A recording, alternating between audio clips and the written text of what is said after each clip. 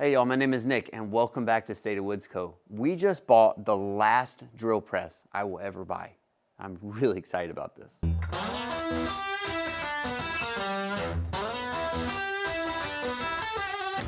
Our shop is in need of a major upgrade to some tooling. So we came here to Klingspor's woodworking shop. They're our go-to for all of our sandpaper, so why not come here for tools as well? Can we buy this? Don't film now, it looks like I'm taking a poop. We got a new toy in the shop. We have been in desperate need of a really good drill press, and so we went to Klingspor's woodworking shop and picked up this Nova Voyager DVR, and this thing has every bell and whistle for an amazing price that you'll ever want out of a drill press. So we got it safely back to the shop. Now, this is pretty heavy. It's just around 300 pounds. It comes on a pallet, or the box itself has a little pallet built into it, but it's definitely a two-person lift if you're gonna need somebody to pick it up. We use the tractor and the pallet jack to offload it. But now let's tear into it and see how this thing is packaged.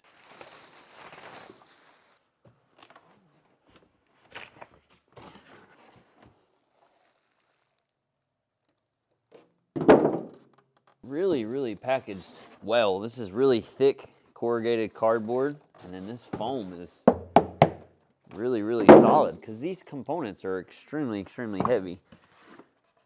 Look at that, it's just like a massive Lego block. That's pretty cool. Very dense foam.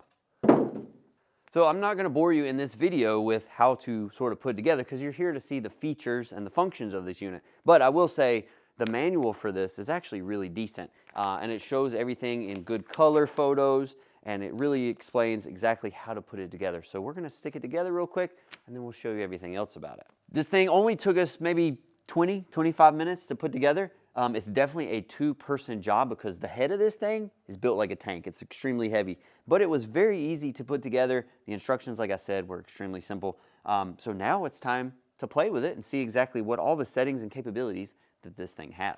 So this is Nova's high-end drill press, this Voyager DVR. Nova has been around for a very long time, and this Voyager has been out for a while. They've always had amazing reviews, so we were really excited to be able to finally pick one of these up.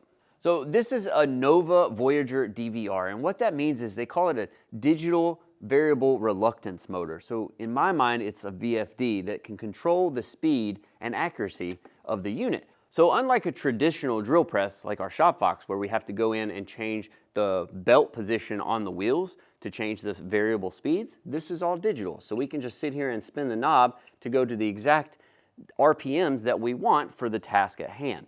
So this unit has all the capabilities of a regular drill press, but with all of the electrical advantages to it. So this machine has some really good size advantages to it compared to a lot of the drill presses I've used in the past. So the travel on the spindle is up to 6 inches, which is significant.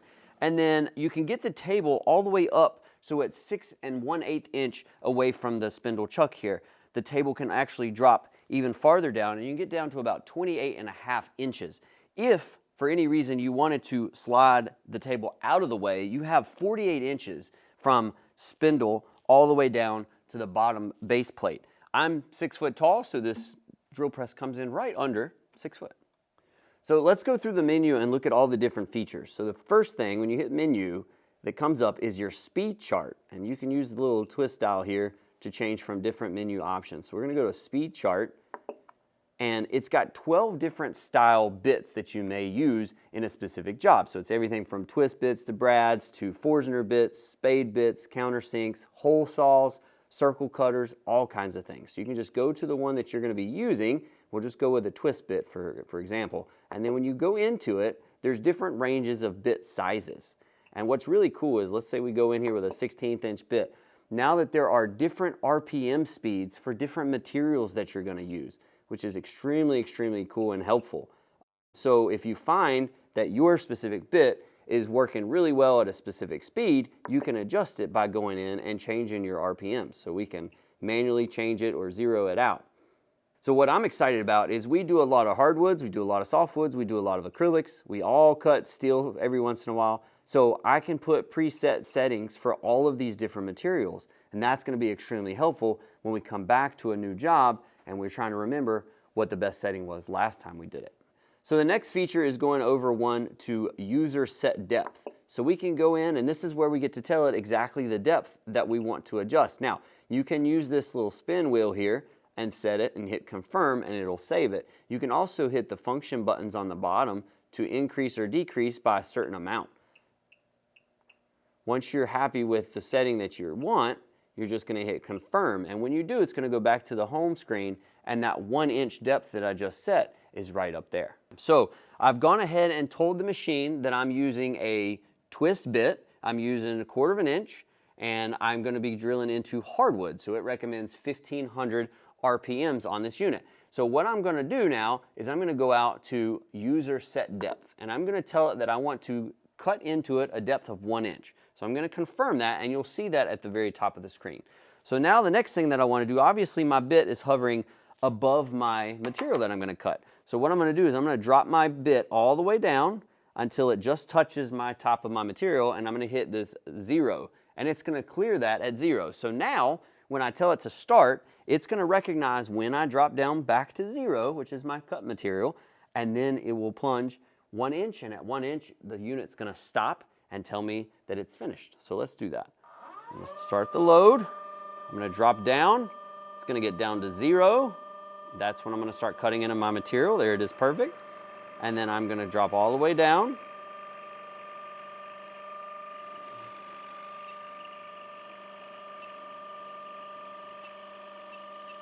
And it starts to beep when I get close. And right at 1, it stopped. So let's test with the calipers exactly what my depth is. We'll zero it out at 1 inch, and then we'll drop my caliper down in there. We are right, oh look at that, right on it. That's impressive. All right, so the next thing on the menu is self-start. So this allows you to toggle it on or off. So when you toggle this on, you hit OK, and then you go back to the main menu, you'll see self-start is on. So as soon as I drop the handle, the motor's going to engage. That's pretty cool. The next item is the advanced mode. So when we go into advanced modes, there's several different options here. Pilot hole is going to allow it to toggle on pilot hole and off. What that is doing is when you drill a small hole as a pilot hole, this is going to sense and start up slow. So when you put your bigger drill bit in, it's going to go slow until it feels that it finds that pilot hole, and once it does, it will ramp up to a higher speed to actually do the drilling. So it's an assistant on helping you to find that pilot hole. Especially for steel, this is going to come in really, really handy. And so what I'm going to do is I'm going to use a smaller drill bit to create a pilot hole in this ambrosia maple block. So I've got my setting the way I want it, my speed wise, so I'm just going to start it and let it drill a small hole. So now that we have our pilot hole drilled, I'm going to go into the advanced mode, and I'm going to go to pilot hole, and I'm going to make sure that slow start is on.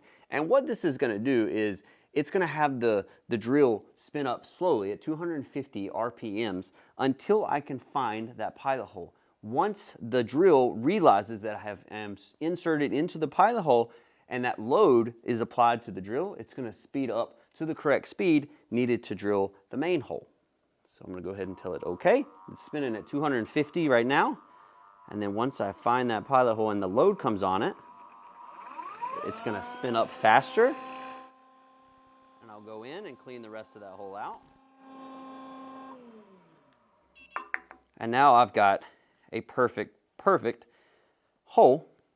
The next feature is tapping mode, and that's going to allow you to toggle this mode on or off and set your tap speeds. So what you can do is it's going to load sense or chip break. Load sense means that it's sensing on the motor itself, it's checking the amperage load, and it's sensing when the motor or the drill bit have engaged with your, let's say, steel. Once it engages with the steel, it starts to do its tapping situation. So it's going to have a set speed for tapping. You can set your depth, and as you're telling it to go down with the handle controls, it's going to automatically, based on the load, go ahead and tap for a certain amount of time, and then when the load is high enough, it's going to start to reverse to clean those chip breakers out, and then plunge more and clean out and plunge more until the task is done. If you go to chip breaker, it's ignoring that load variable at the beginning, and as you start to plunge, it will go a certain depth, and then it will start to reverse to clean out chips and then continue on. So it's allowing you to not necessarily drill all the way through and tap all the way through your material and come out. It's going to automatically, sort of like what I consider peck drilling in CNC, where it's going down, then it's reversing a little bit, coming back, up, down, until the task is done. So we're going to go to menu, go to advanced modes, and go to the tapping mode. And so what we're going to do is we're going to select our tapping mode, and as soon as you go out, you're going to see tapping comes up at the top now. So the other thing that we want to do is we want to set our depth so that it knows once we hit a certain depth, we know the machine will know to stop tapping and reverse. So we're going to go into menu, we're going to go to set our depth. For this particular situation, I'm going to set it to 9/16 tapping. We're going to confirm it. And now it says set to 9/16. Okay, so now that we have our depth that we want set at 9/16, we need to go ahead and zero off of our material top. So what we're going to do is drop down to the top of our material with our bit, and then go ahead and hit 0, and it's going to zero it out. So now it knows once we hit our 0 point, it was going to go 9/16 below that. So now we're going to go ahead and hit the on, and it's going to start the tapping. It's going to go down to its 0 point, and then it's going to start beeping as we plunge into it. It's going to go all the way down until it hits that 9/16. It's going to stop, and then it's going to reverse and come right back out of the hole. The next feature is power spindle hold. So we can tell this, we can press on, and it's going to lock the motor. So the VFD is going to put power on the motor, and it's going to lock it in place so that we can change our chucks and our drill bit out without the main housing of it moving. So I'm going to go up to the menu, advanced modes, and then I'm just going to turn on power spindle. So when I hit OK, it's going to apply power to the servo, to the VFD motor here, and it's keeping it from moving. So if I needed to go in and chuck something up, I could without using the key. And as soon as you hit off, it's now released and can spin again. So the next two functions are very similar. This one is edit your F shortcuts. So your F shortcuts are this F1 through F4 here at the bottom. So when you're on your main screen, you can see that it says 250, 900, 1600, and so forth. You can keep repeating the button, right? So it says 250. If I hit F1, it's going to go to 250 RPMs. If I hit F1 again, 500 RPMs. So in this menu, this allows you to toggle the settings on and off. But if we want to set them, we're going to go over to our favorite speeds, hit OK, and then this is where they line up. So you can edit the speed right here by changing it. So this is why we bought this item, is because I want the ability to set speeds for different tasks. So when we are doing production runs and we're doing something very repetitive over and over and over, I don't have to guess, you know, what speed did I have it on with this drill bit and such and such. I'm going to set my favorites up so that every time I'm on my screen, I can say, okay, we're cutting wood, such and such, or plastic, I want to go up to 16,000 or 1600 RPMs. I'm cutting steel or I'm tapping or something like that, we can go down to a slower speed. So it is that rapid change back and forth. And so when we set up a job, we're going to know, okay, this job needed 1600 RPMs and we're ready to go on that. So the next setting is sort of self-explanatory, direction forward or reverse. So you can change it so that it's drilling in forward or reverse. A lot of times we don't really need to do anything with this. We're going to leave it in forward all the time. If you're doing a tap setting, it's going to automatically change during the job. So you don't really have to deal with that all that much. Now the last setting on here is your configurations page. And a lot of the stuff on here we don't really need to worry about. But if you wanted to change your machine from imperial to metric, decimals versus fractions, you can do that in the interface settings. You can go in and change your imperial from decimal to fraction to metric and back again. So that's the biggest feature on there. We're not going to change the motor performance of anything. They've already got it sort of set up to run in the optimal way possible. And so I don't need to worry about any of that. I'm not going to set up a password on this unit, but if you wanted to set a password, if you had kids in here or something, and you didn't want people touching sort of your settings and things like that, safety-wise, you could put a password on here. So one feature that's really cool on this unit is that you can update firmware. So if Nova ever brings out an update for these, you can get new features built into the system because it's all electronically controlled. You can get new features that you don't have to pay for by buying a whole nother drill press, which is really cool. So we're really excited to have this in the shop. One main factor is that I don't have to open the lid, change belts, move the belt from one pulley to the next. I don't have to deal with any of this. This is all direct drop from motor to electronics to spindle. It's all good to go. There's no belts to break, nothing to change, which I'm excited about because it's just one push of the button and my feeds are different. Or I could just spin it and my feeds are different. So very, very excited about that aspect of this.